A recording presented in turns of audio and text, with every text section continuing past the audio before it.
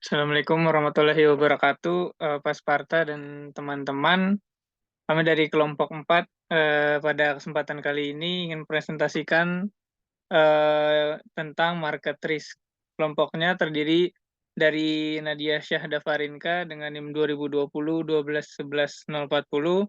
Saya sendiri Novalesa Diponegara dengan NIM 2020 1211048 dan Resnandia Norman Hidayat dengan NIM 2020 1211064 dan yang terakhir ada Fadil Muharram dengan NIM 2020 1111072.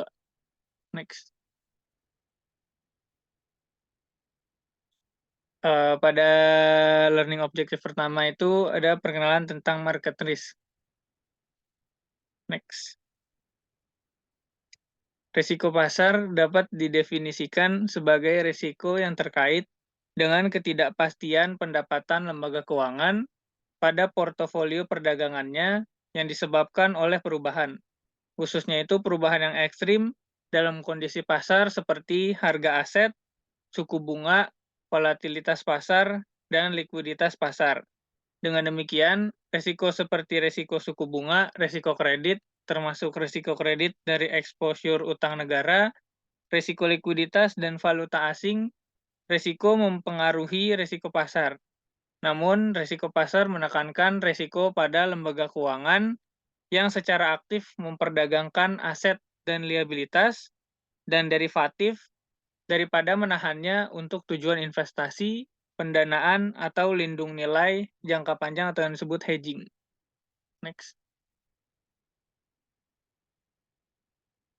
Risiko pasar merupakan inti dari banyak kerugian yang terkait dengan krisis keuangan.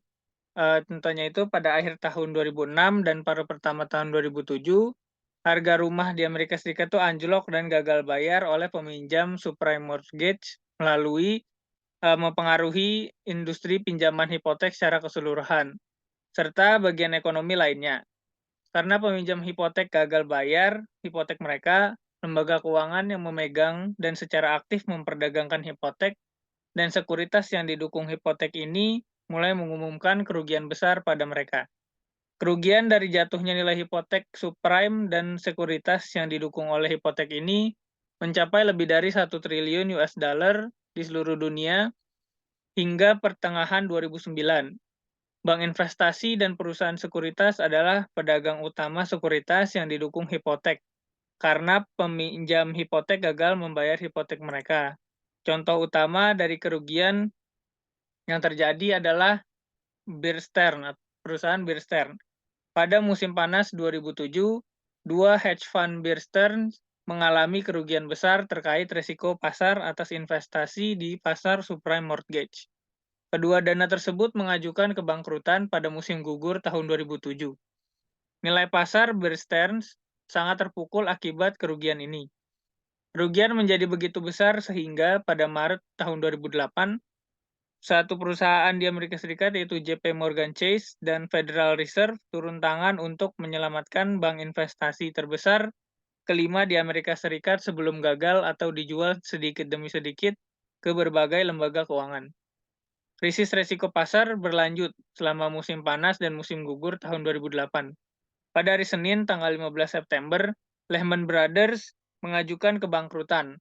Merrill Lynch dibeli oleh Bank of America atau AIG, salah satu perusahaan asuransi terbesar di dunia, bertemu dengan regulator federal untuk mendapatkan uang tunai yang sangat dibutuhkan. Dan Washington Mutual atau lembaga tabungan terbesar di Amerika Serikat yang diakuisisi oleh JP Morgan Chase. Saat berita menyebar bahwa Lehman Brothers tidak akan bertahan, lembaga keuangan bergerak untuk mengurai perdagangan yang dilakukan dengan Lehman. Next. Untuk perusahaan juga namanya The Dow turun lebih dari 500 poin. Penurunan terbesar dalam lebih dari 7 tahun. Juga pada hari Rabu, ketegangan meningkat di seluruh dunia. Pasar saham mengalami perubahan nilai yang sangat besar karena investor mencoba memilah siapa yang mungkin bertahan. Pasar dari Rusia hingga Eropa terpaksa menghentikan perdagangan karena harga sahamnya anjlok. Pada pertengahan September, pasar keuangan membeku dan bank-bank berhenti meminjamkan satu sama lain dengan harga yang sangat tinggi. Resiko pasar adalah akar penyebab dari sebagian besar kegagalan pasar dan kerugian besar yang ditimbulkan oleh lembaga keuangan. Secara konseptual, portofolio perdagangan lembaga keuangan dapat dibedakan dari portofolio investasinya berdasarkan cakrawala waktu dan likuiditas. Portofolio perdagangan berisi aset, kewajiban, dan kontrak derivatif yang dapat dengan cepat dibeli atau dijual di pasar keuangan terorganisir, seperti posisi long dan short pada obligasi, komoditas, falas, sekuritas ekuitas, swap suku bunga, dan opsi. Derivatif dalam buku perdagangan pertama-tama ditandai ke pasar dan kemudian terjaring dengan posisi derivatif dengan rekanan yang sama. Jaring ini mengurangi ukuran relatif dari kontrak derivatif yang dilaporkan dalam buku perdagangan lembaga keuangan. Misalnya pada Maret 2015, JP Morgan Chase itu melaporkan kontrak derivatif mereka senilai 81,57 miliar US dollar dari total 398,98 miliar US dollar dalam buku perdagangannya. Nilai nasional aset derivatif adalah 1.265,42 miliar US dollar dan nilai buku dari total aset adalah 2.577,1 miliar US dollar. Selanjutnya, dengan meningkatnya sekuritisasi pinjaman bank, misalnya hipotek, semakin banyak aset yang menjadi liquid dan dapat diperdagangkan. Contohnya itu sekuritas berbasis hipotek. Selain itu, banyak pinjaman sindikasi besar, seringkali dijual sebagian atau partisipasi dalam pinjaman. Lead bank biasanya mempertahankan persentase biasanya dalam 15% sampai 30%. Pinjaman sindikasi ini dapat dilihat sebagai dimiliki untuk dijual dan dengan demikian merupakan bagian dari buku perdagangan. Next. Trading book menghasilkan keuntungan dan kerugian trading untuk lembaga keuangan yang dicatat sebagai bagian dari pendapatan dan beban non-bunga. Portofolio investasi atau dalam kasus bank disebut banking book berisi aset dan kewajiban yang relatif tidak liquid dan ditahan untuk jangka waktu yang lebih lama, seperti pinjaman konsumen dan komersial, deposito retail, dan cabang. Banking book menghasilkan pendapatan bunga dan fee serta beban bunga untuk lembaga keuangan. Pada tabel 15.1 menunjukkan perincian hipotesis antara aset dan kewajiban banking book dan trading book. Perhatikan bahwa modal menghasilkan bantalan terhadap kerugian baik di buku perbankan atau perdagangan. Nah, ini pada tabel 15.1 banking book asetnya itu ada cash, loans, premise and equipment, other liquid asset.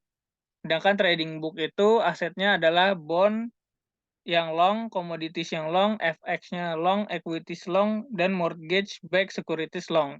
Derivatifnya juga long. Sedangkan liabilitas dari banking book itu ada deposito, other liquid borrow funds, capital, dan untuk trading book liabilities-nya ada bonds, commodity, FX, equities, dan derivatif yang short.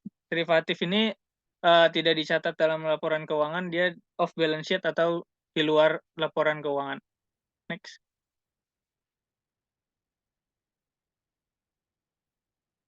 Pendapatan dari aktivitas perdagangan semakin menggantikan pendapatan dari aktivitas lembaga keuangan tradisional, yaitu menerima simpanan dan meminjamkan.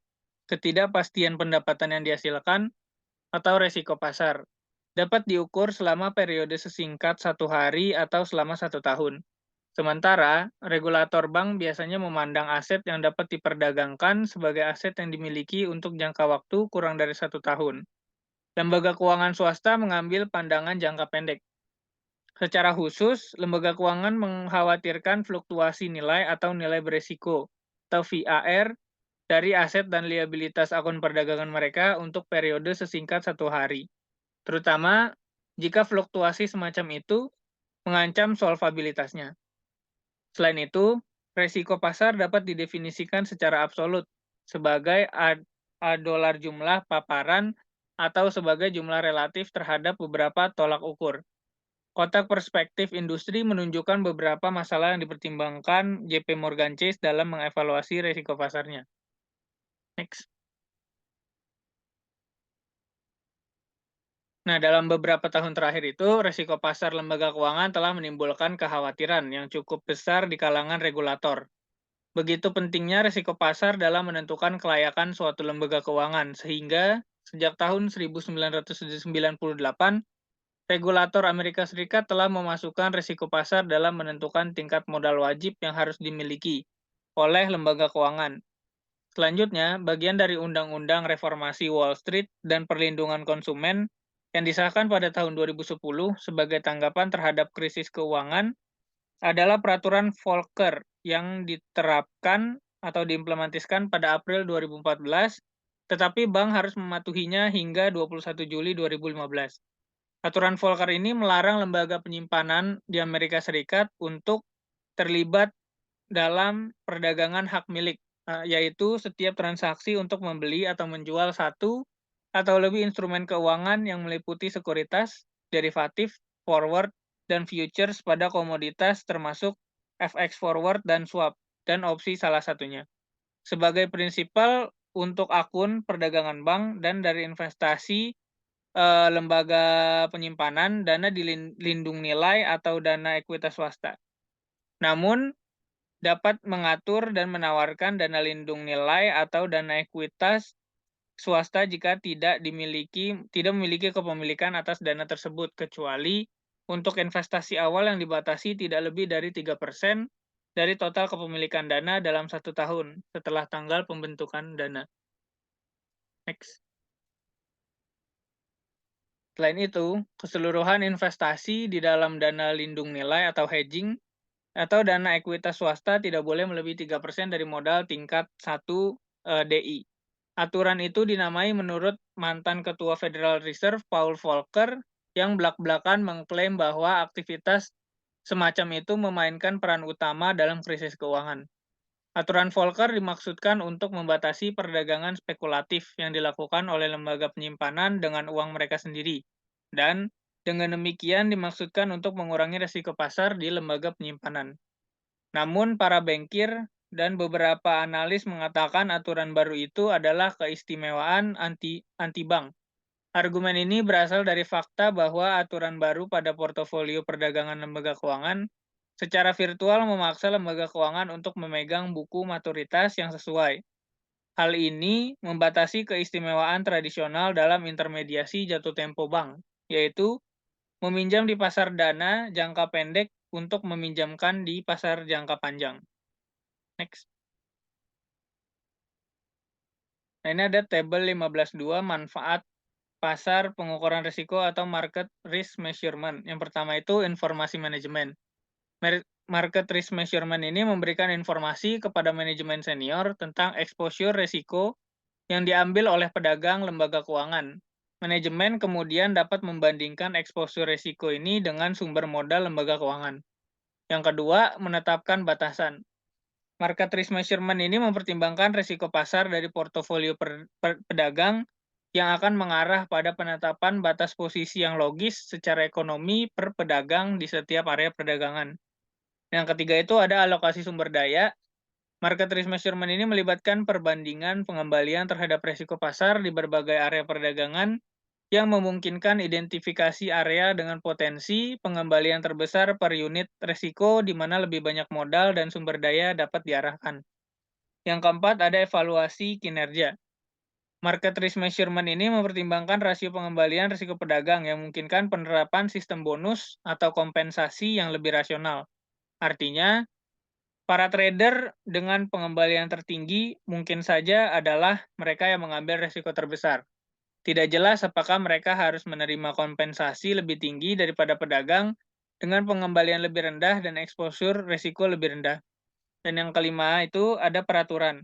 Dengan Bank for International Settlements atau BIS dan Federal Reserve yang saat ini mengatur risiko pasar melalui persyaratan modal, tolak ukur sektor swasta menjadi penting, karena ada kemungkinan bahwa regulator akan menilai terlalu tinggi beberapa risiko. Market risk measurement ini dilakukan oleh lembaga keuangan dapat digunakan untuk menunjukkan potensi salah alokasi sumber daya sebagai akibat dari pengaturan kehati-hatian. Akibatnya, dalam kasus tertentu, regulator mengizinkan bank untuk menggunakan model mereka sendiri atau internal untuk menghitung kebutuhan modal mereka. Next. Selanjutnya akan dijelaskan oleh Nadia Syahda. Selanjutnya, saya Nadia Syahda Farinka dengan NIM 2020 1211040 akan melanjutkan tentang LO2 yang berjudul Calculating Market Risk Exposure. Bank komersial besar, bank investasi, perusahaan asuransi, dan reksadana, semuanya itu mengembangkan model risiko pasar. Dalam pengembangan model ini, 4 pendekatan utama telah diikuti. Yang pertama, risk metric atau pendekatan variance atau covariance. Yang kedua, sejarah atau kembali simulasi.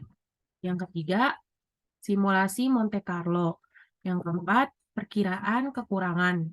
3 model pertama menawarkan metode berbeda yang digunakan untuk menghitung nilai risiko. Kami mempertimbangkan risk metric terlebih dahulu dan kemudian membandingkannya dengan pendekatan model internal lainnya, seperti simulasi historis atau sebelumnya, model ekspektasi shortfall atau disebut juga conditional value at risk adalah alternatif dari ukuran tradisional value at risk yang lebih sensitif terhadap bentuk loss tail dari distribusi probabilitas pengembalian. Mulai dari Januari tahun 2013, regulator telah mengganti nilai risiko dengan pengukuran shortfall yang diharapkan sebagai ukuran utama dari risiko pasar. Selanjutnya, LO3 tentang the risk matrix model. Tujuan akhir dari model pengukuran risiko pasar paling baik dapat dilihat dari pertanyaan berikut dari seorang manajer FI. Saya yakin bahwa FI tidak akan kehilangan lebih dari dalam T hari berikutnya. Singkatnya, manajer FI menginginkan $1 angka yang memberitahu dia exposure risiko pasar FI selama hari-hari berikutnya, terutama jika hari-hari itu berubah menjadi hari yang sangat buruk. Ini bisa jadi tidak penting, mengingat luasnya bisnis perdagangan FI besar atau bahkan menengah. Ketika JP Morgan mengembangkan model risk matrix pada tahun 1994, JP Morgan memiliki 14 lokasi perdagangan aktif dengan 120 unit independen yang memperdagangkan sekuritas pendapatan tetap, valuta asing, komoditas, derivatif, sekuritas pasar berkembang, dan aset kepemilikan. Pada tahun 2015, JP Morgan Chase beroperasi di seluruh dunia dan memiliki portofolio perdagangan senilai lebih dari $399 miliar. Skala dan variasi aktivitas ini tipikal dari bank pusat uang besar, bank luar negeri besar atau misalnya Deutsche Bank dan Barclays, dan perusahaan asuransi besar dan bank investasi lainnya. Di sini, kami akan berkonsentrasi pada pengukuran eksposur risiko pasar dari FI utama setiap hari dengan menggunakan pendekatan risk matrix. Seperti yang kami akan bahas nanti, mengukur eksposur risiko untuk periode lebih dari 1 hari, misalnya itu 5 hari, berdasarkan asumsi tertentu, merupakan transformasi sederhana dari jumlah eksposur risiko harian. Pada dasarnya, FI prihatin dengan bagaimana menjaga ekuitas jika kondisi pasar bergerak negatif besok. Resiko pasar itu sama dengan perkiraan potensi kerugian dalam keadaan yang merugikan. Lebih khusus lagi, resiko pasar itu diukur dalam bentuk FI penghasilan harian beresiko. Resiko dan memiliki 3 komponen, yaitu rumusnya daily earning at risk sama dengan dollar market value of the position dikali price sensitive of the position dikali potential adverse move in yield.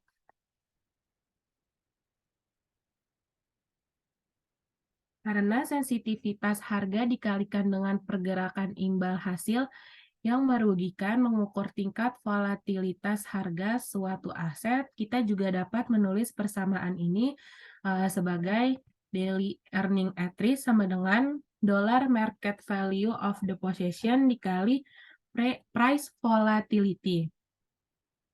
Sensitivitas harga dan pergerakan hasil yang merugikan akan diukur tergantung pada FI dan pilihan model sensitivitas harga, serta pandangannya tentang apa sebenarnya pergerakan harga atau hasil yang berpotensi merugikan. Berkonsentrasi pada bagaimana model risk metric menghitung pendapatan harian beresiko di 3 area perdagangan: pendapatan tetap, valuta asing atau FX, dan ekuitas. Dan kemudian pada bagaimana memperkirakan resiko agregat dari seluruh portofolio perdagangan untuk memenuhi tujuan manajer FI. Ukuran paparan dolar agregat tinggal di seluruh bank pada hari tertentu. Selanjutnya ada resiko pasar efek pendapatan tetap. Misalkan, FI memiliki posisi nilai pasar 1 juta dolar dalam obligasi tanpa kupon 7 tahun, hingga jatuh tempo dengan nilai nominal 1.631.483.000 dolar. Hasil hari ini dari obligasi ini adalah 7.243% per tahun. Obligasi ini dimiliki sebagai bagian dari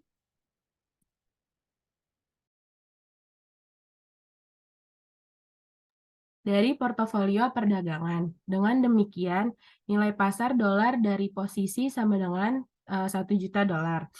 Manajer FI ingin mengetahui potensi exposure yang dihadapi FI jika suku bunga bergerak melawan FI sebagai akibat dari pergerakan pasar yang merugikan atau cukup buruk keesokan harinya. Berapa banyak FI akan kehilangan tergantung pada volatilitas harga obligasi. Selanjutnya ada rumus volatilitas harga harian sama dengan sensitivitas harga terhadap perubahan kecil dalam hasil dikali pergerakan hasil harian yang merugikan sama dengan MD dikali pergerakan hasil harian yang merugikan. Durasi yang dimodifikasi atau MD dari obligasi ini adalah MD sama dengan D dibagi 1 ditambah R sama dengan 7 dibagi 1,07243 sama dengan 6.527. Mengingat bahwa hasil pada obligasi adalah 7.243%, untuk memperkirakan volatilitas harga, gandakan MD obligasi dengan perkiraan pergerakan imbal hasil harian yang merugikan. Selanjutnya ada pertukaran asing. LK besar juga aktif dalam melakukan perdagangan valuta asing atau FX. Rumusnya DIR sama dengan dollar value of position dikali price volatility. Misalkan FI memiliki posisi perdagangan 800.000 dolar dalam euro spot pada penutupan bisnis pada hari tertentu. FI ingin menghitung pendapatan harian yang beresiko dari posisi ini, yaitu paparan resiko pada posisi ini jika hari berikutnya menjadi hari yang buruk di pasar FX sehubungan dengan nilai euro terhadap dolar. Langkah pertamanya itu adalah menghitung nilai dolar dari posisi. Nilai setara dolar dari posisi sama dengan posisi FX dikali dolar per unit mata uang asing. Misalkan untuk penyederhanaan bahwa nilai tukar adalah 0,8.000 dibagi 1 atau 1,25 dibagi euro pada penutupan harian. Kemudian nilai posisi dolar sama dengan 8.000 euro dikali 1,25 dibagi euro sama dengan 1 juta dolar. Dalam praktiknya, sejumlah FI menghitung N secara internal dengan membagi posisi yang dipegang dalam sekuritas dengan median volume harian perdagangan sekuritas tersebut selama beberapa hari terakhir. Jadi, jika volume perdagangan rendah karena pasar satu arah, di mana sebagian besar orang ingin menjual daripada membeli, maka N dapat meningkat secara substansial, yaitu N sama dengan dolar posisi dalam keamanan atau median harian volume perdagangan.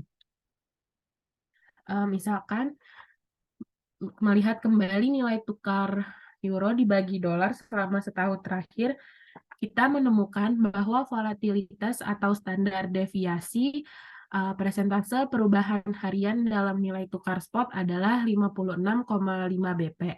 Namun misalkan FI tertarik pada pergerakan yang merugikan, yaitu pergerakan buruk yang tidak akan terjadi lebih dari 1% dari waktu, atau 1 hari dalam setiap 100 hari. Berbicara statistik, jika perubahan nilai tukar secara historis terdistribusi normal, nilai tukar harus berubah ke arah yang berlawanan sebesar 2,33 atau 2,33 dikali 5,56,5 BP agar perubahan ini dianggap hanya terjadi dalam 1 hari setiap 100 hari. Volatilitas FX sama dengan 2,33,565 BP sama dengan 131,645 BP. Dengan kata lain itu, selama setahun terakhir, euro turun nilainya terhadap dolar sebesar 131,654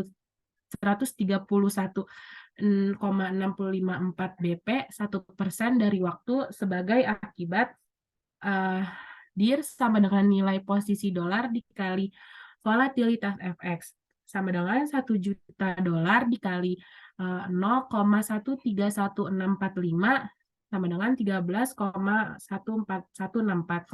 Ini adalah paparan pendapatan harian potensial terhadap perubahan nilai tukar euro ke dolar yang merugikan untuk FI dari kepemilikan mata uang spot 8.000 euro.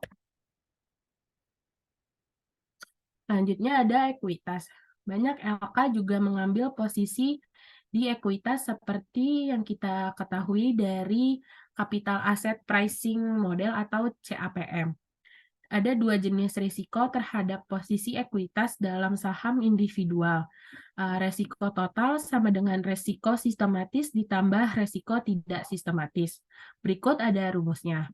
Sedangkan untuk resiko sistematis sama dengan mencerminkan pergerakan bersama dari saham tersebut dengan pasar yang tercermin dari saham tersebut atau beta dan volatilitas portofolio pasar.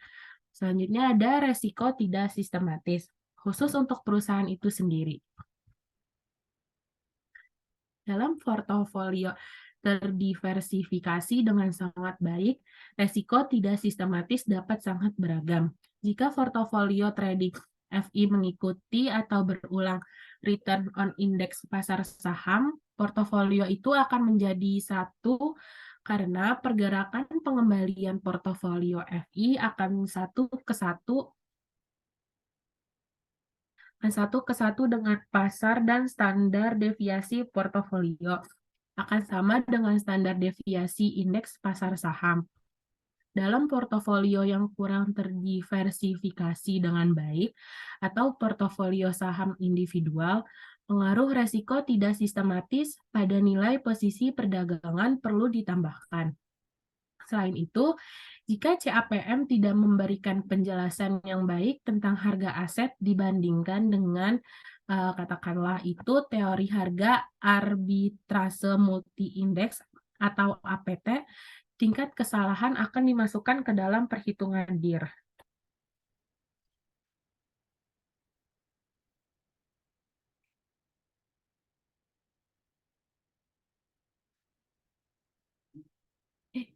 Selanjutnya ada agregasi portofolio. Bagian sebelumnya menganalisis pendapatan harian dengan resiko posisi perdagangan individu. Contoh-contoh tersebut mempertimbangkan 7 tahun tanpa kupon sekuritas pendapatan tetap atau 1 juta dolar nilai pasar, posisi dalam Eurosport atau 1 juta dolar nilai pasar, dan posisi indeks pasar saham atau AS. Diri individunya adalah yang pertama, 1 obligasi tanpa kupon 7 tahun sama dengan $15.210. 2. Spot euro sama dengan $13,164. Yang ketiga, ekuitas AS $46,600. Namun manajemen senior ingin mengetahui resiko agregat dari seluruh posisi perdagangan. Untuk mengetahui ini, kita tidak bisa hanya menjumlahkan DIR tersebut seperti di bawah ini.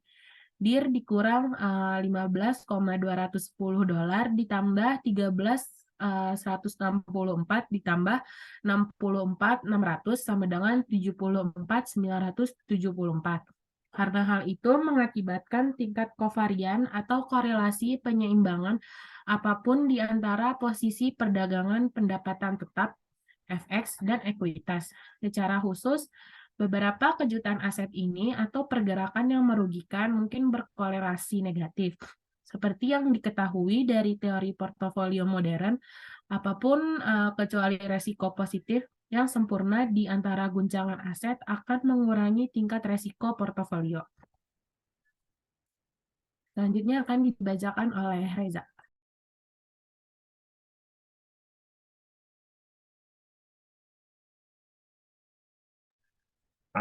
Baik, terima kasih Nadia. Selanjutnya adalah historic atau back simulation approach. Next.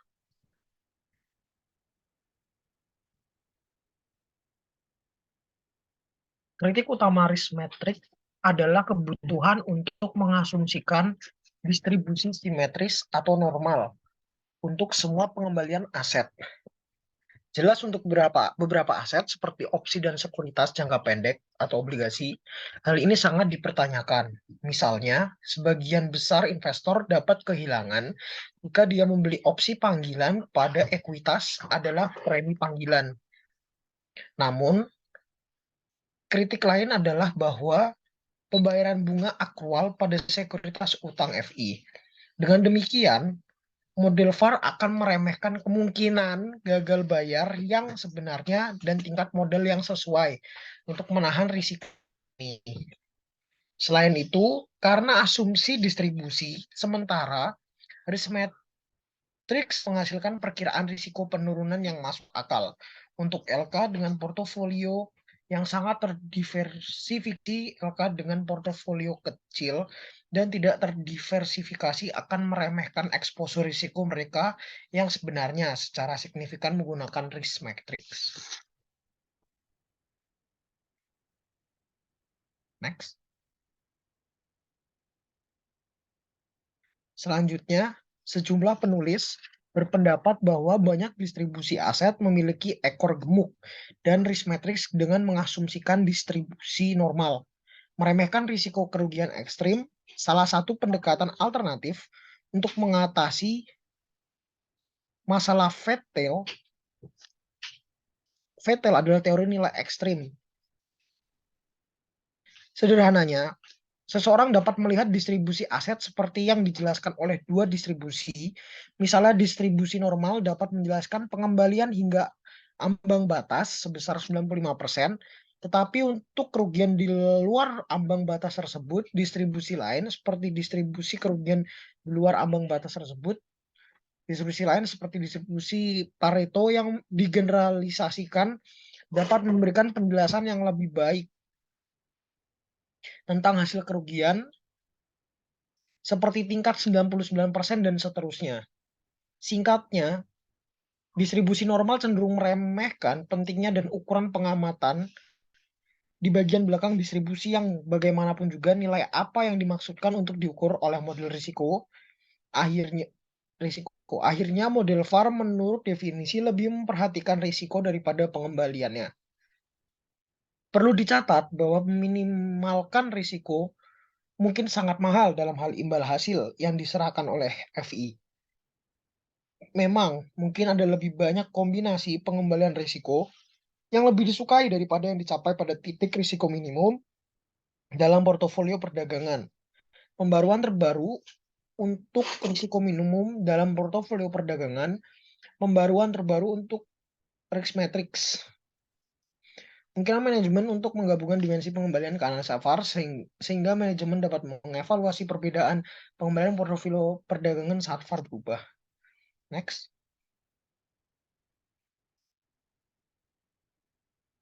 Potensi keuntungan terbalik investor tidak terbatas dalam arti statistik. Pengembalian opsi panggilan tidak normal karena menunjukkan kemiringan positif 20. Karena pertimbangan ini dan pertimbangan lain yang dibahas di sini, banyak LKN telah mengembangkan model risiko pasar telah menggunakan pendekatan simulasi sejarah atau belakang. Keuntungan dari pendekatan ini adalah satu, sederhana, dua, tidak mengharuskan pengembalian aset terdistribusi secara normal, dan tiga, tidak mengharuskan korelasi atau standar deviasi pengembalian aset dihitung. Menilai kembali berdasarkan harga aktual pengembalian yang ada pada aset tersebut kemarin, sehari sebelumnya, dan seterusnya. Seringkali FI akan menghitung risiko pasar atau nilai dari portofolionya saat ini berdasarkan harga pengembalian yang ada untuk aset tersebut pada masing-masing 500 hari terakhir. Ini kemudian akan menghitung kasus terburuk 1% dikurangi nilai portofolio yang memiliki nilai terendah ke 5 dari 500.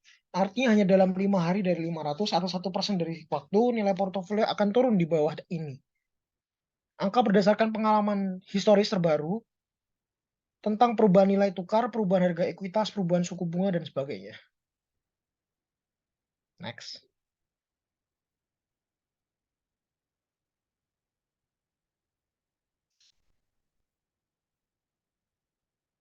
Pertimbangan contoh sederhana berikut pada tabel 15-16, di mana FIAS memperdagangkan dua mata uang, yen Jepang dan franc Swiss. Pada penutupan perdagangan 1 Desember 2018, FI memiliki posisi long dalam yen Jepang sebesar 500 juta dan posisi long dalam franc Swiss sebesar 20 juta. Ia ingin menilai VAR-nya, artinya jika besok adalah satu hari buruk dalam 100 kasus terburuk 1%, berapa kerugian yang akan dialaminya dari total posisi mata uang asingnya. Seperti yang ditunjukkan pada tabel 15-16, 6 langkah diperlukan untuk menghitung VAR dari portofolio mata uangnya. Perlu dicatat bahwa pendekatan metodologis yang sama akan diikuti untuk menghitung VAR dari setiap aset, kewajiban, atau turunan, obligasi, opsi, dan lain-lain. Selama harga pasar tersedia untuk aset tersebut selama periode waktu historis yang cukup lama. Next. Langkah pertama adalah ukur eksposur, ubah posisi mata uang asing hari ini menjadi setara dolar menggunakan nilai tukar hari ini. Dengan demikian, evaluasi posisi FX FI pada 1 Desember 2018 menunjukkan bahwa FI memiliki posisi long sebesar 5 juta dolar dalam kurung 500 juta yen dibagi 100 dibagi 1 dalam yen dan 18.181.818 Swiss franc, 20 juta dibagi SFR 1 dibagi 1 dolar dalam franc Swiss. Langkah kedua adalah ukur sensitivitas setiap posisi FX dengan menghitung deltanya, di mana delta mengukur perubahan nilai dolar dari setiap posisi FX jika yen atau franc Swiss terdepresiasi atau penurunan nilai sebesar 1% terhadap dolar. Seperti dapat dilihat dari tabel 15.6 yang nanti akan ditampilkan, baris 6, delta untuk posisi yen Jepang adalah min 49.505 atau 500 juta yen dibagi 101 dibagi 1, min 500 juta dibagi 100 dibagi hasil dari 100 dibagi 1, dan untuk posisi franc Swiss yaitu 180.018 atau SFR 20 juta dibagi SFR 1.111 dibagi 1 dikurangi SFR 20 juta dibagi hasil dari SFR 1.1 dibagi 1. Langkah ketiga, ukur resiko.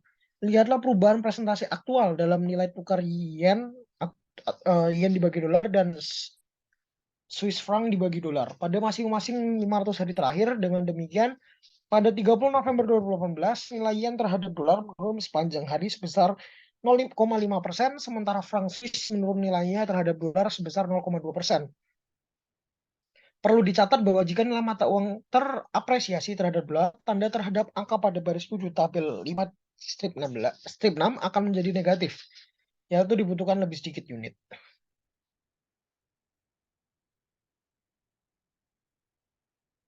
Berikut adalah tabel langkah-langkah 15 strip 6. dilihat dari langkah ke-1, ukur exposure di mana penutupan posisi 1 Desember 2018 yen sebesar 500 juta dan Swiss franc sebesar 20 juta.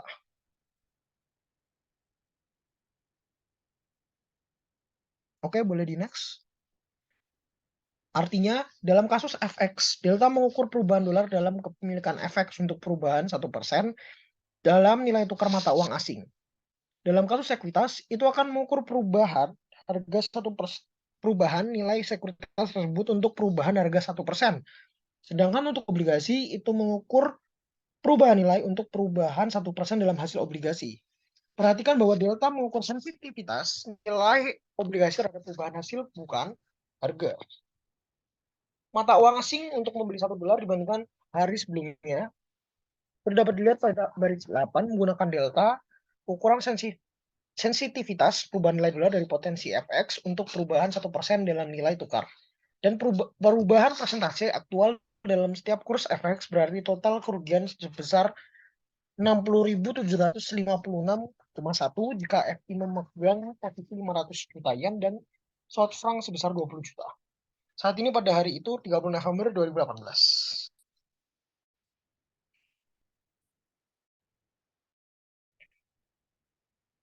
Boleh next, Val. Langkah keempat adalah ulangi langkah ketiga. Langkah keempat mengulangi latihan yang sama untuk posisi yen dan franc Swiss, tetapi menggunakan perubahan kurs aktual pada 29 November 2018. 28 November 2018 dan seterusnya, artinya kami menghitung kerugian dan atau keuntungan. Tunggu sebentar.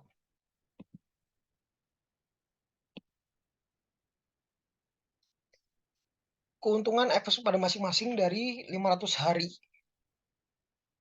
hari perdagangan terakhir.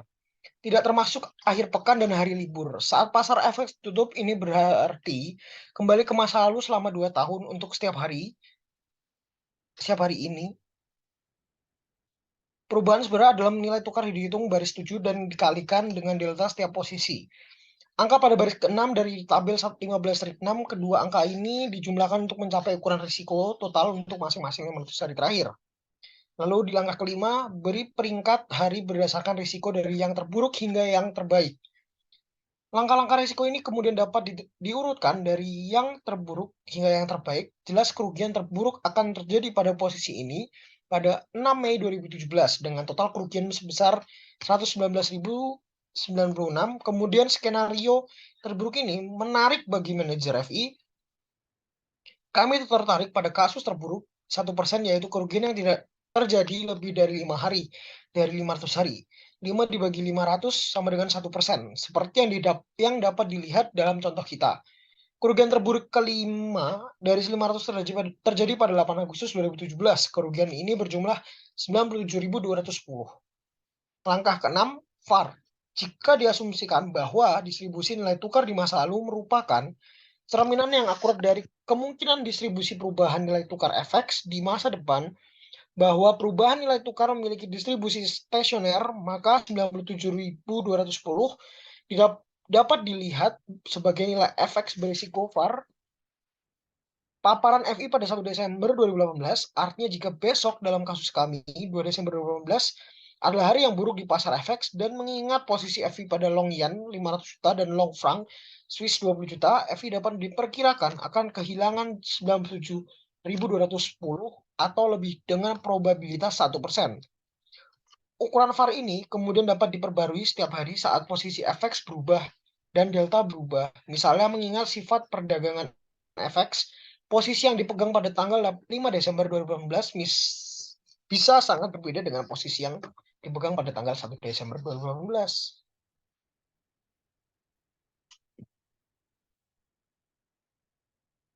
Model historis, simulasi belakang versus risk matrix. Salah satu manfaat nyata dari pendekatan historis atau simulasi balik adalah bahwa kita tidak perlu menghitung standar deviasi dan korelasi atau mengasumsikan distribusi normal untuk pengembalian aset untuk menghitung angka risiko portofolio pada baris 9 dari tabel 15-6. 23. Keuntungan kedua adalah secara langsung memberikan angka skenario terburuk dalam contoh kita. Kerugian sebesar 119.096, lihat langkah 5 risk matrix, karena mengasumsikan pengembalian aset seperti di risk matrix. Penyesuaian dapat dilakukan untuk ketidaklikuiditas pasar. Dalam hal ini dengan asumsi FI terkunci dalam periode holding yang lebih lama. Misalnya jika diperkirakan FI akan membutuhkan waktu 5 hari untuk menjual posisi FX-nya, maka FI akan tertarik pada perubahan mingguan, yaitu 5 hari perdagangan dalam kurs FX di masa lalu. Satu masalah langsung adalah bahwa dengan 500 hari perdagangan terakhir hanya tersedia 100 periode mingguan yang mengurangi kekuatan statistik perkiraan VAR. Lihat di bawah. Alasannya adalah bahwa pendekatan historis atau simulasi balik menggunakan nilai tukar aktual pada setiap hari yang secara eksplisit menyertakan korelasi atau pergerakan bersama dengan nilai tukar lain dan pengembalian aset pada hari itu. Next, Val. Tonat.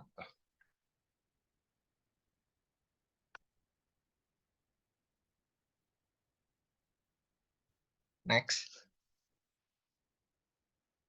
Suaraku ada nggak sih? Model historis simulasi belakang versus risk matrix. Nomor skenario terburuk seperti itu, kerugian dari pendekatan simulasi kembali adalah tingkat kepercayaan yang kita miliki pada angka VAR 1% berdasarkan 500 pengamatan. Berbicara secara statistik, 500 pengamatan tidak terlalu banyak, jadi akan ada pita kepercayaan yang sangat luas atau kesalahan standar.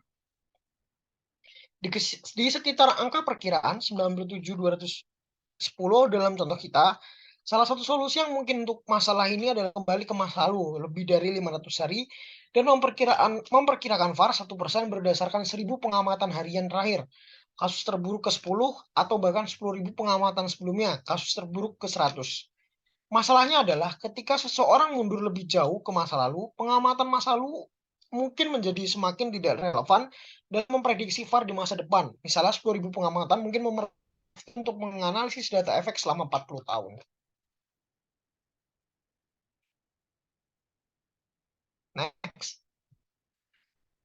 Selama periode ini, kami telah melewati banyak rezim FX yang sangat berbeda. Dari nilai tukar yang relatif tetap pada periode 1950 hingga 1970, hingga nilai tukar yang relatif mengambang pada tahun 1970-an, hingga kurs mengambang yang lebih terkelola pada 1980-an dan 1990-an. Hingga penghapusan nilai tukar dan pengenalan euro pada Januari 2002, hingga besar fluktuasi nilai tukar selama krisis keuangan 2008 hingga 2009, jelas perilaku dan risiko nilai tukar dalam rezim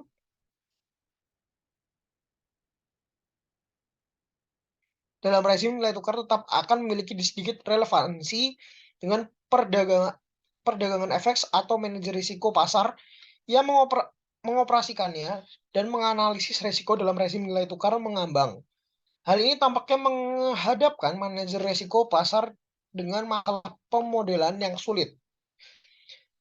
Namun, setidaknya ada dua pendekatan untuk masalah ini. Yang pertama adalah memberi bobot pengamatan masa lalu dalam simulasi belakang secara tidak seimbang, memberikan bobot yang lebih tinggi pada pengamatan masa lalu yang lebih baru. Yang kedua adalah dengan menggunakan pendekatan simulasi Monte Carlo yang menghasilkan pengamatan tambahan yang konsisten.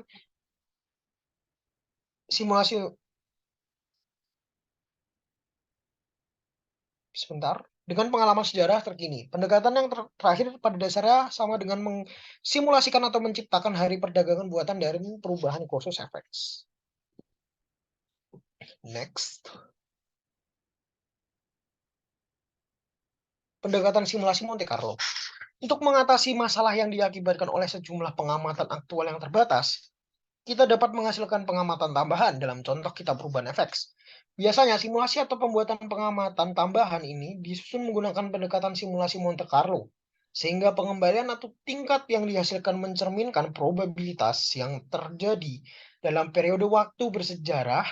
Baru-baru ini langkah pertama adalah menghitung matriks variasi covariance historis dari perubahan FX. Matriks ini kemudian didekomposisi menjadi dua matriks simetris Adana Dua hal ini memungkinkan FI untuk menghasilkan skenario posisi FX dengan memungkinkan FI untuk menghasilkan skenario posisi FX dengan mengalihkannya matriks yang mencerminkan volatilitas historis dan korelasi di antara kurs FX dengan vektor angka acak Z sama dengan 2.610.000 nilai acak dari Z ditarik untuk setiap nilai tukar FX. Next tuh.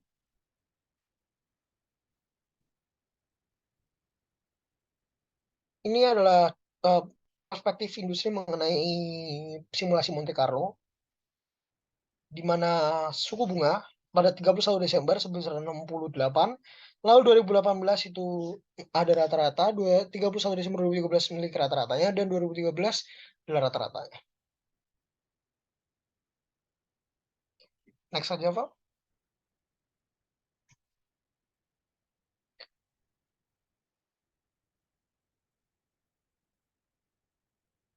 Pendekatan simulasi ini menghasilkan skenario FX realistis yang dihasilkan karena volatilitas historis dan korelasi antara kurs FX dikalikan dengan nilai yang ditarik secara acak dari Z. VAR dari posisi saat ini kemudian dihitung seperti pada tabel 15.6, kecuali bahwa dalam pendekatan Monte Carlo, VAR adalah simulasi kerugian terburuk ke 100 dari 10.000. Oleh karena itu, simulasi Monte Carlo adalah alat untuk mempertimbangkan penilaian portofolio di bawah semua kemungkinan kombinasi faktor yang menentukan nilai sekuritas. Model menghasilkan nilai pasar acak yang diambil dari distribusi normal multivariat yang memiliki setiap variabel kotak perspektif industri menguraikan proses yang diikuti Citigroup dalam memperkirakan VAR, menggunakan pendekatan simulasi Monte Carlo dan memberikan rincian lebih lanjut tentang VAR tahun 2014. VAR yang dihasilkan rata-rata mencapai 112 juta pada tahun 2014. Next. Berikut adalah hasil dari simulasi Monte Carlo.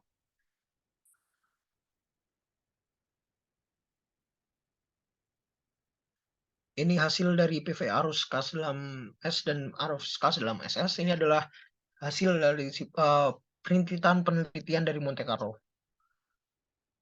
Next. Kekurangan yang diharapkan, seperti disebutkan sebelumnya, kritik terhadap VAR adalah bahwa VAR memberitahu manajer FI tentang tingkat kemungkinan kerugian yang mungkin terjadi dengan tingkat kepercayaan tertentu, yaitu persentil ke-99 dengan asumsi distribusi pengembalian berbentuk normal. Kekurangan yang diharapkan dapat disebut sebagai VAR bersyarat dan kehilangan ekor yang diharapkan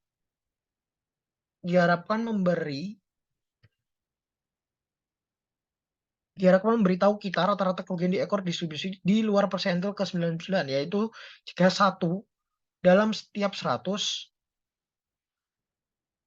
hari itu, misalnya pada tabel 15-6, VAR tingkat kepercayaan 99%,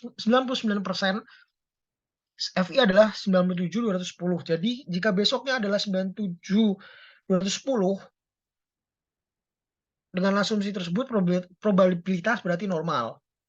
Namun banyak distribusi pengembalian memiliki ekor gemuk, misalnya 28, datang sebagai kejutan, memiliki pengaruh yang besar dan seringkali dirasionalkan secara tidak tepat setelah kejadian tersebut, dengan keuntungan melihat ke belakang. Peristiwa semacam itu jarang terjadi dan sulit diprediksi, tetapi sangat mempengaruhi pasar keuangan.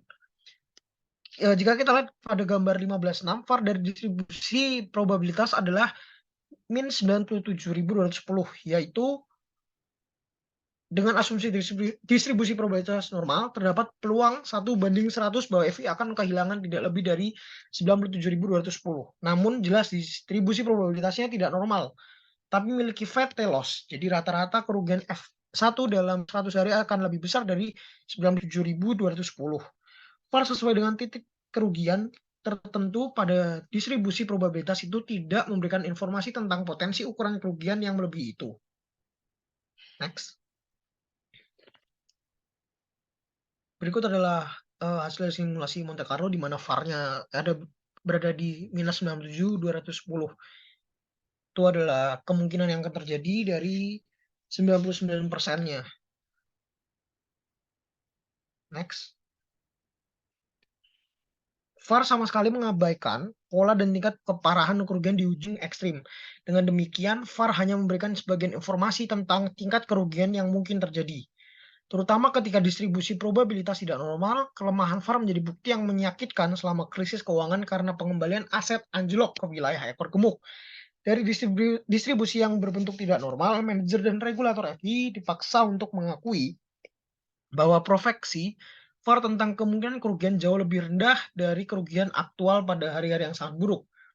S adalah ukuran resiko pasar tertentu, yaitu rata-rata VAR di luar tingkat kepercayaan tertentu. Secara khusus, untuk tingkat kepercayaan S dapat diselesaikan dengan menggunakan rumus berikut dan distribusi probabilitas kontinu.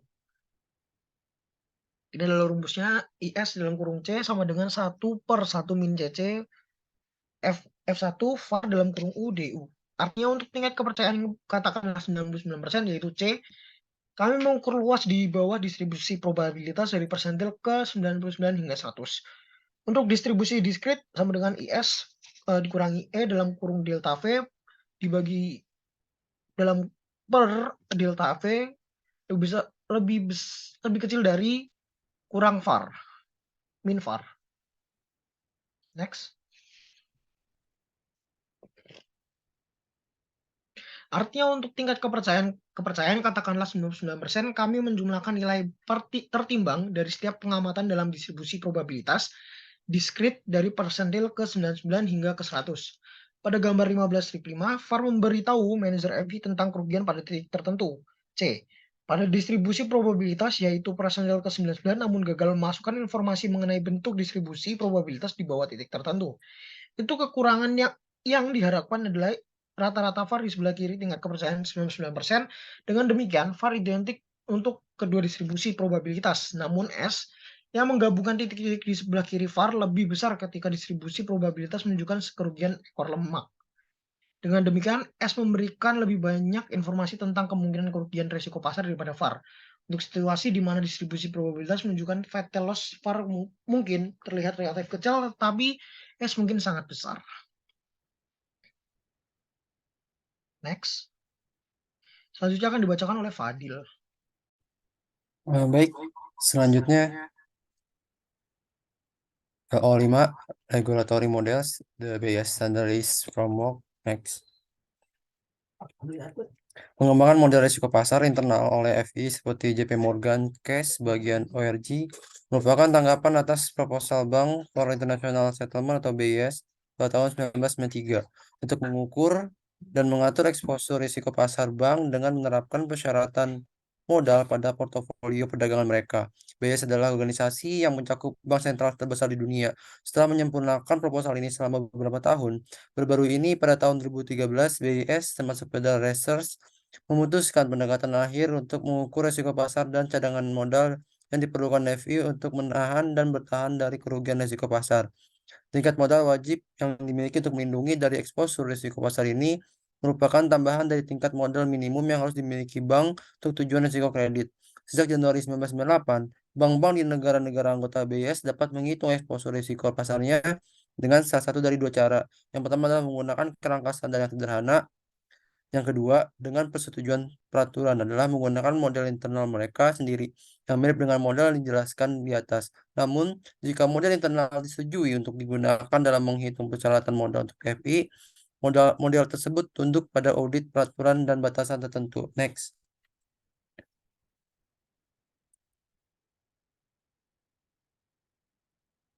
Krisis keuangan mengungkapkan sejumlah kekurangan dalam cara mengukur risiko pasar sesuai dengan aturan Basel II.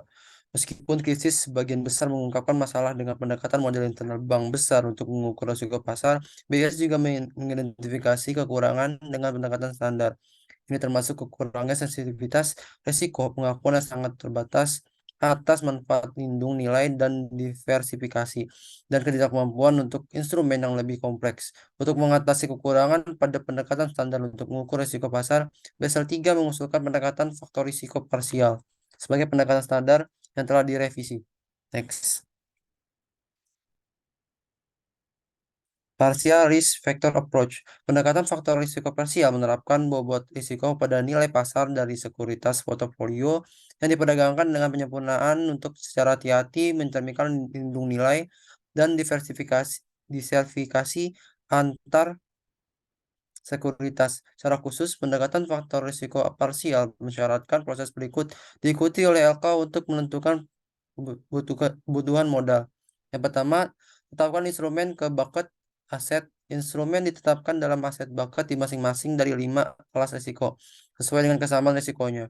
Kelas risiko termasuk FX, suku bunga, ekuitas, kredit, termasuk sekuritisasi, dan komoditas.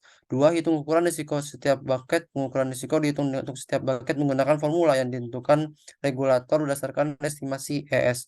Nilai pasar dari aset di setiap bucket dikalikan dengan bobot risiko. Bobot risiko telah ditetapkan oleh BIS dan dibedakan berdasarkan kelas aset. FX, suku bunga, ekuitas, kredit, dan komoditas. Eksposur risiko untuk setiap bucket dihitung menggunakan persamaan metode berikut. Yang dimana MFI adalah nilai posisi nosional dalam ekuitas 1, RWI adalah bobot risiko yang diberikan pada ekuitas I, dan PIJ adalah parameter korelasi antara ekuitas I dan J. Next. Yang ketiga, kumpulkan bucket. Ukuran risiko dari masing-masing kelompok aset adalah dikumpulkan untuk mendapatkan kebutuhan modal untuk portofolio perdagangan. Rumus yang digunakan untuk menjelaskan sebagai berikut.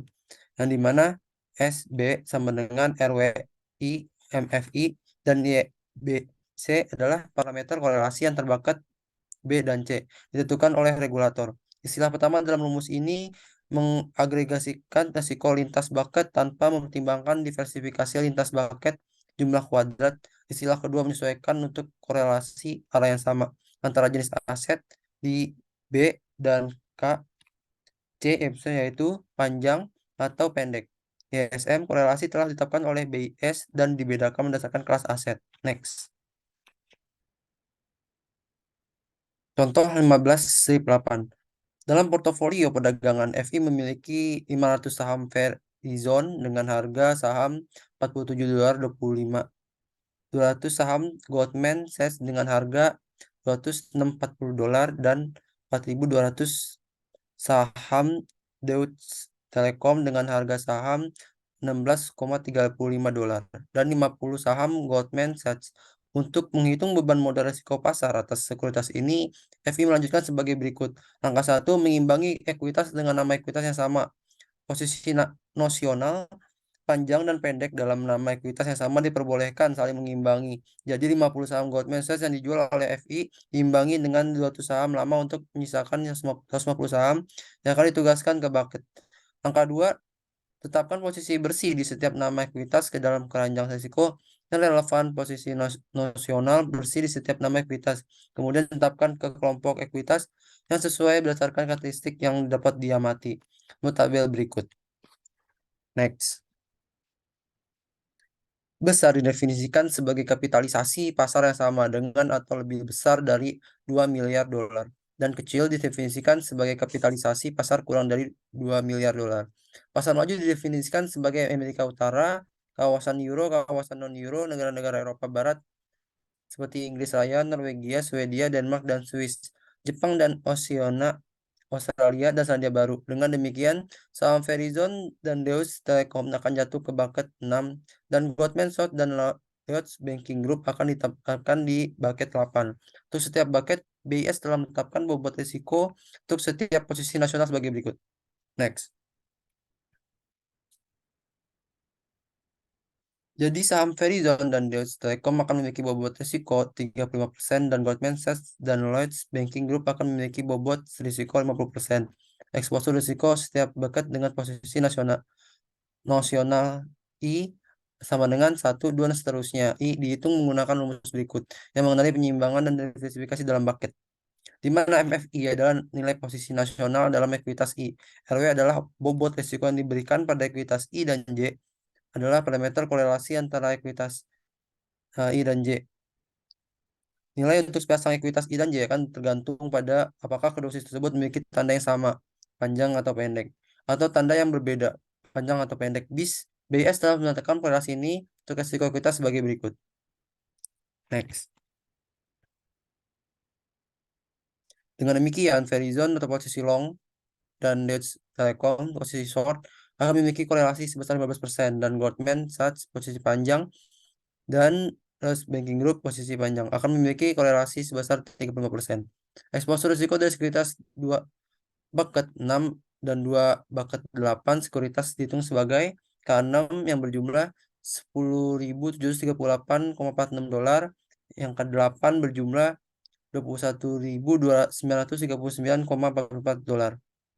Langkah ketiga, kumpulkan bucket eksposur risiko untuk masing-masing kelompok risiko individu, kemudian digabungkan untuk mendapatkan persyaratan modal untuk risiko ekuitas dengan menggunakan rumus berikut. Next.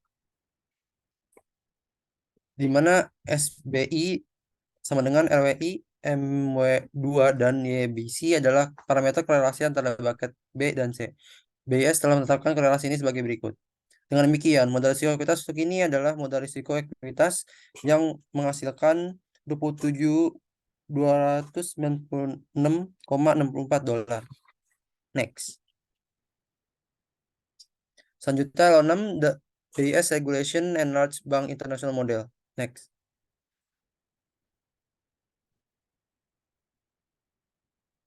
Persyaratan pemodalan BIS untuk eksposur risiko pasar yang dikenalkan pada Januari 1998 memungkinkan bank-bank besar tunduk pada izin peraturan untuk menggunakan model internal mereka sendiri untuk menghitung risiko pasar, bukan kerangka standar. Persyaratan modal risiko pasar awal dimasukkan sebagai bagian dari apa yang kemudian dikenal sebagai aturan modal Basel 1.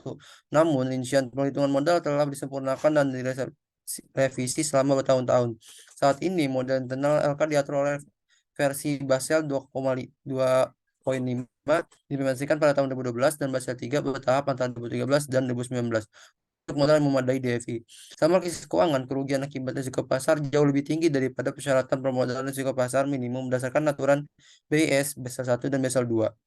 Akibatnya, pada bulan Juli 2009, BIS mengumumkan Basel 2.5 versi terakhir dari persetujuan yang direvisi untuk persyaratan modal risiko pasar. Secara khusus, selain beban modal risiko yang sudah ada, langkah 1 dan 2 yang tercantum di slide selanjutnya, biaya modal tambah dinilai yang mencakup syaratan modal nilai tertekan pada risiko dengan mempertimbangkan periode pengamatan 1 tahun dari keuangan yang signifikan. Tekanan yang relevan langkah 3 tercantum di slide selanjutnya, pengenalan stress VaR dalam Basel 2.5 dimasukkan untuk mengurangi siklisitas ukuran VaR dan mengatasi masalah periode stres pasar yang keluar dari periode data yang digunakan menghitung VaR setelah beberapa waktu. Next. 1. Dalam menghitung DER, FI harus mendefinisikan perubahan yang merugikan dalam tarif sebagai persentil ke-99, kalikan dengan 2,33. Yang kedua, FI harus mengasumsikan holding minimum per periode menjadi 10 hari. Ini berarti bahwa setiap hari DER harus dikalikan dengan akar 10. 3. FI harus menambahkan stat VaR yang dimasukkan untuk mereplikasi perhitungan VaR yang akan dihasilkan pada portofolio perdagangan FI jika faktor pasar yang relevan mengalami periode tekanan. VaR yang ditekankan berdasarkan pada VaR persentil ke-99 10 hari dari portofolio perdagangan dengan masukan model yang menggabungkan data historis dari periode 1 tahun tekanan keuangan yang signifikan. Jangka waktu yang digunakan harus disetujui oleh pengawas dan ditinjau secara berkala. Misalnya, periode 12 bulan yang berkaitan dengan kerugian signifikan sama krisis keuangan akan cukup mencerminkan periode stres tersebut. FI harus mempertimbangkan biaya atau persyaratan modal yang diusulkannya sebagai jumlah dari yang pertama semakin tinggi VaR hari sebelumnya, yang beresiko atau dari kali akar 10, dan rata-rata VaR harian selama 60 hari kerja sebelumnya dikalikan faktor umum. Faktor perkalian membuat modal yang dibutuhkan jauh lebih tinggi daripada VaR yang dihasilkan dari modal swasta. Yang kedua, semakin tinggi VaR tegangan baru yang tersedia dan rata-rata VaR tegangan selama 60 hari kerja sebelumnya, dikalikan dengan faktor perkalian dengan nilai minimum 3 dan maksimum 4. Dari ini, biaya modal untuk risiko pasar VaR dikali akar 10 dikali 3 tambah stres VaR kali akar 10 kali 3.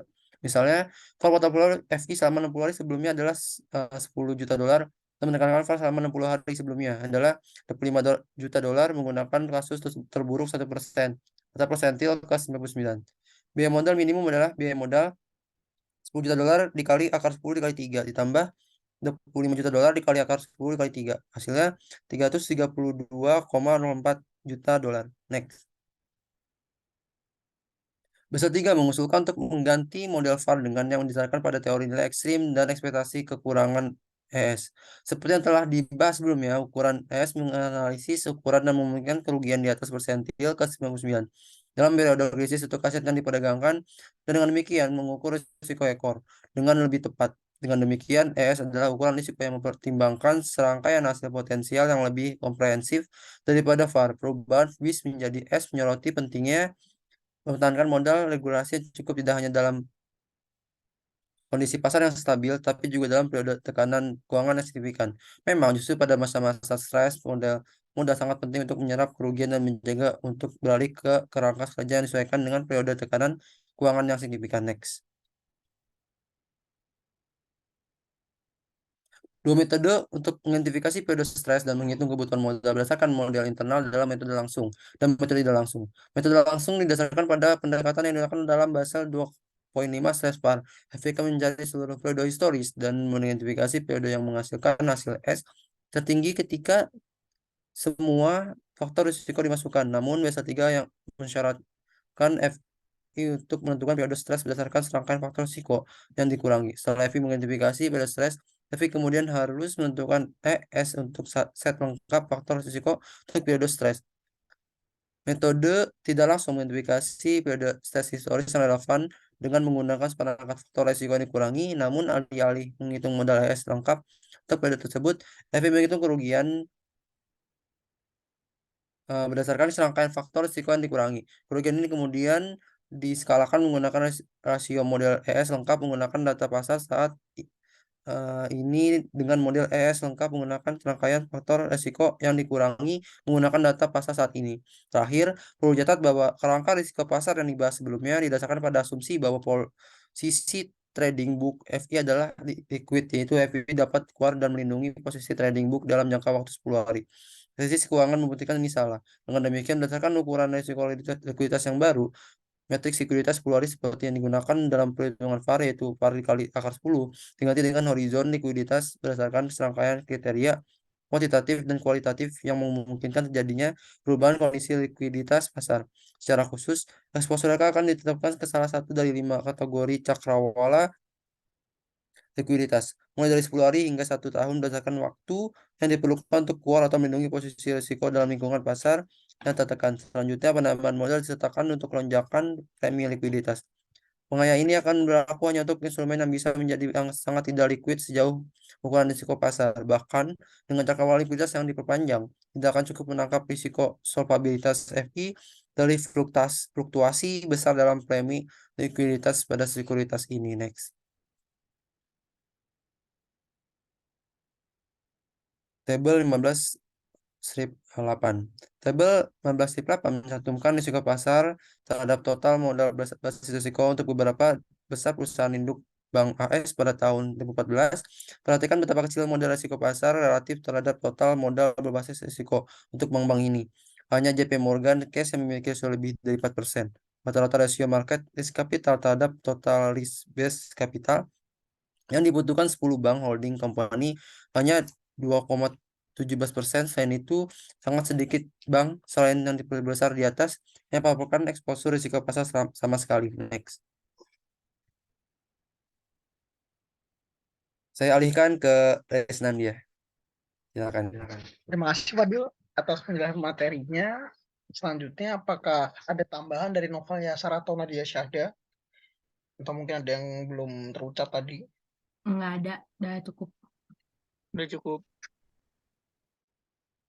Baik, jika tidak ada tambahan dari teman-teman saya, mungkin penjelasan materi pada sore hari ini saya cukupkan.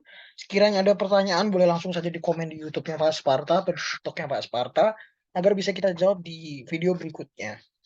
Terima kasih yang sudah menonton. Jangan lupa like, komen, dan subscribe. Sampai jumpa di video berikutnya. Semoga besok harinya menyenangkan dan kalian tetap semangat. Terima kasih semua.